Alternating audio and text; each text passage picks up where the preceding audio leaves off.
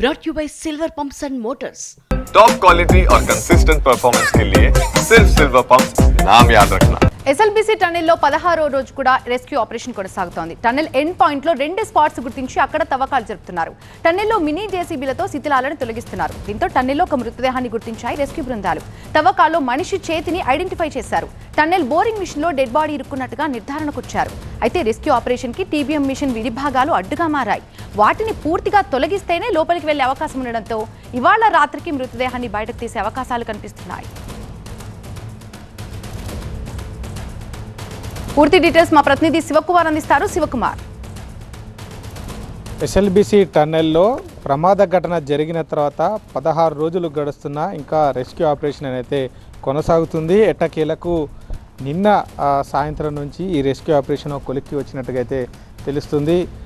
ఏదైతే కేరళ నుంచి వచ్చినటువంటి క్యాడవర్ డాగ్స్ ఐడెంటిఫై చేసినటువంటి 2 స్పాట్స్లో ఒక స్పాట్లో ఒక మనిషి మృతదేహం అనేది లభించింది. ఇప్పటికే అక్కడ తవ్వకాలు అయితే కొనసాగిస్తున్నారు. మొదటగా డాగ్ ఐడెంటిఫై చేసినటువంటి స్పాట్లో తవ్వకం జరుపుతుండగా కొద్ది లోతు తవ్విన తర్వాత అక్కడ మొదటగా ఒక బాడీకి సంబంధించినటువంటి చెయ్యి కనిపించింది. ఆ తర్వాత ఒక్కసారిగా అక్కడ ఉన్నటువంటి రెస్క్యూ టీమ్స్ మరింత వేగంగా ఆ చుట్టూ మొత్తం తవ్వకాలు అనేది వేగంగా కొనసాగిస్తూ ఉన్నారు. దాదాపుగా ఇవాళ రాత్రికి లేదా రేపు తెల్లవారుజామున లోపల ఆ డెడ్ బాడీని బయటికి వెలికి తీసేటువంటి అవకాశం ఉన్నట్టుగా అయితే తెలుస్తుంది. ఇక మరోవైపు మిగిలినటువంటి స్పాట్లో కూడా ఇప్పటికే తవ్వకం అనేది వేగంగా కొనసాగిస్తూ ఉన్నారు.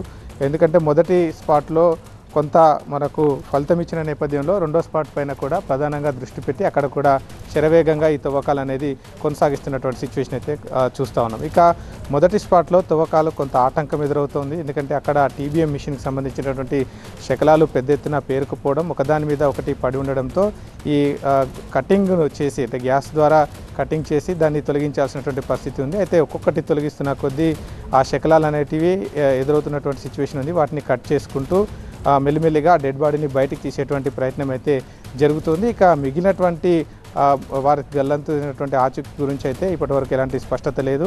మరొకసారి ఇవాళ మధ్యాహ్నం సమయంలో క్యాడవర్ డాగ్స్ను మళ్ళీ టన్నెల్ లోపలికి తీసుకెళ్లడం జరిగింది. ఇంకేమైనా స్పాట్స్ ఐడెంటిఫై చేస్తుందా లేదంటే దానికి సంబంధించి దాని చుట్టుపక్కల ఇంకేమన్నా అనుమానిత స్పాట్స్ ఏమైనా ఐడెంటిఫై చేస్తే మరొకసారి మరిన్ని బృందాలతో అక్కడ తవ్వకాలు జరిపించాలనే ఆలోచనలో రెస్క్యూ టీమ్స్ ఉన్నతాధికారులు అయితే ఉన్నారు.